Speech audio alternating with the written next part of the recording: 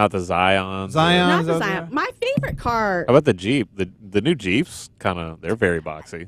I like cars that look like. Remember when you were in elementary school and you used to draw cars? Yeah. Yeah. You like those? Oh, you like That's what those? I like. Oh. Let me show you. So my favorite shape of a car was when I was in high school. I drove a 1980 Toyota Corolla. Oh my Lord. That thing? That. Well, See it? that's not too bad actually. I like those cars. Those were popular in their heyday. Yes. And so now I've told you all about the Toyota, right? I don't think so. Okay, so because I haven't been on for a while, so I'm going to take time talking. Take it.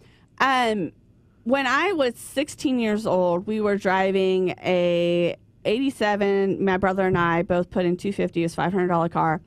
We were driving an 87 Chevy Nova. The majority of the car was champagne and the trunk was red. Interesting. It was a hoopty. Like to start it when it got cold, you had to constantly like pump the gas, to get to start. But unfortunately, I crashed that car, totaled it.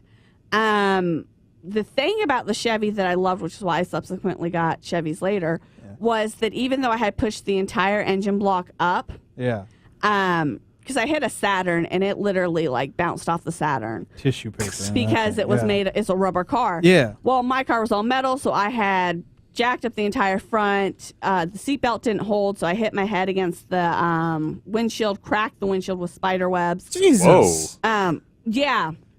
It was Did you an walk away with a accident. concussion? Well, they thought so. So about my accident, so it was coming around a curve, and the Saturn did not have brake lights, and so I didn't realize they had stopped until it was too late. So I hit my brakes and I ran to the back of them. There was 2 kids in the car with the lady who I hit, and they run out of the car in their karate gis, go home and change. This is important, and then come and lay on the side of the road. Wait, now what? They went home and did what exactly? Their house was literally like right across the street from where the accident happened. Okay. And so they went home, they changed out of their karate gis and came back down in like normal street clothes and then laid down in the grass on the side of the road. But me, because I had smashed the windshield. Now, granted, I stumbled out of my car. I was like, oh, my God, is everyone okay? At this time, somebody I knew who worked with my brother at Pier 1 saw that, because obviously this was our car, because it was a Chevy Nova Champagne with a red trunk. There aren't too many of those. Unmistakable. Well, she happened, which is really rare at that time, to have a cell phone. And so she called my house and told my parents about it. Well, at this point, the ambulance had come because I was 16. I couldn't deny going in the ambulance. Yeah. Because I didn't have the right to deny medical assistance. Right. And so my parents pull up right when they're pulling me in the stretcher. And my mom comes running back. She's like, oh, my God, oh, my God. And I'm actually feeling okay, even though all this has happened. Yeah. And I'm like, I'm okay, Mom. I'm so sorry about the car. I'm so sorry about the car. Because that's where my mind's thinking. And she's like, it's fine, Sheila. It's fine. Just go. We're going to meet you at the hospital. We're going to meet you at the hospital. Right. So we get to the hospital, and the doctor's like, she probably has a concussion. Like, there's no way. And so they give me the little MRI or whatever, and it comes out that, no, I'm 100% okay. I just had a bruise on my forehead. Yeah. And my mom said, I always knew you were hard-headed. Because windshields are hard. Yes. Yeah, they are. I mean, to cause like a little spider web series of cracks Yes. in it. I mean, that takes some force. If I can find the picture, I'll bring it in and show you. Unfortunately, my sister experienced that when she was like 5 or 6 years old. This was before I had my license.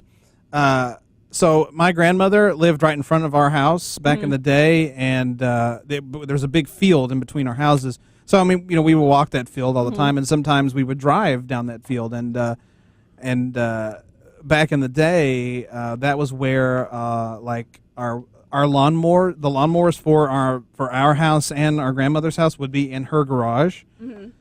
So we drove our truck up there. We had a pickup truck, and then they did the mowing, blah, blah, blah. My little sister and I were at my grandmother's house. They let me, and I was in middle school by this point, drive the truck back down the yard, the field, back to our house. And, I was You're probably 13. I was probably 13. So I was just moseying down being very safe down the field. But then we got in the driveway, and I kind of stopped short. I kind of went too far. It's just kind of funny to think about it. My sister was not in a seatbelt or anything. She was kind of standing up. She hit the brake, and she went kaboom. Her head went right into and cracked the windshield. And cracked the windshield. And, of course, it was just my mom there because my dad was at work, and she was freaking out because she thought, oh, gosh, she's going to have a concussion. She's dead. Don't let her go to sleep. She's going to die. And turned out, at the end of the day, she was fine. Everything was fine. And the glass people came the next. She's a hardhead, too? She's a hardhead, too. And then, they fixed the windshield next day. She's going to be a doctor, isn't she? And she's going to be she's a pre-med student now. So, she's fine. But, yeah, that was an intense moment. And see, I've never been a big fan of driving. I was like, whatever. Even when I got my license, I was like, I'm not a rebel teenager. I don't give a crap. But it was because of that incident that everybody thought that was the reason why I didn't want to drive. And I was like, she's fine, isn't she? I don't care. I just don't like driving. It means I don't have a chauffeur anymore. Yeah, now I have to. I got to do it myself. No, that was the problem. But no, yeah. So that happened to her too, and to this day, because she was always falling off of beds and falling down all the time when she was a kid. So it's just. She was okay. She was training for this. This is one of the memories of her just going kaboom, her whole body going into the windshield.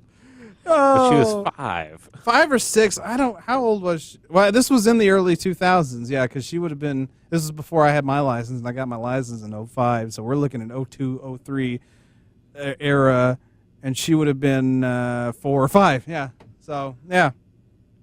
Well, so after I crashed the car, my brother, he actually graduated school the next week, so my grandparents put a down payment on his car, and he got a new car. And I had to now purchase my own car. Right. And all I had was $500. And so my parents went and looked at the Toyota Corolla, and it was this beautiful shiny blue, and they brought it home for me. I was like, awesome. Right.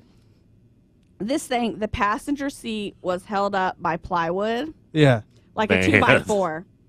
The radio didn't work, so I had a boombox in the back to listen to tunes. Mm-hmm. The stick shift fell off at one point. Oh, God. So you just had to push down on the little thing on the inside to move it. Right. Oh, God. It had a gas leak in the tank that we just kept putting duct tape over. Right. It was a death mobile. A little bit. But it was beautiful. It was a beautiful car. It was a beautiful Deathmobile. Oh, God. It was my favorite car just because I thought it looked cool as hell. Right, It did have air conditioning in South Carolina in the summer. Oh, God. Oh, Jesus Christ. My Explorer towards the end didn't have air conditioning either, so it's fine. And I just got to a point where it would constantly die on me. And this was my senior year of high school. Yeah. And at this point, there were no child labor laws, and I was waiting tables at Cracker Barrel, and I got out at 2 a.m. one day. And my car died. Oh, God. Pretty far away from my house.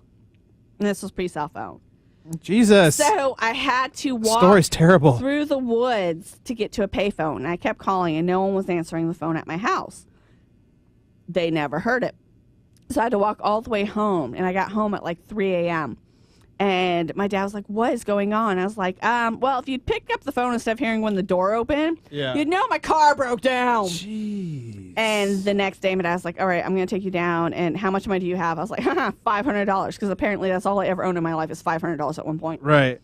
He's like, I'm going to take you down. And he let me put $500 down on a car and co-signed for me. And I got my car. And you got your car. But this beauty was yours. Yes. For a day. We'll put it up on our Facebook page. I miss it, but that's the point. That's the point.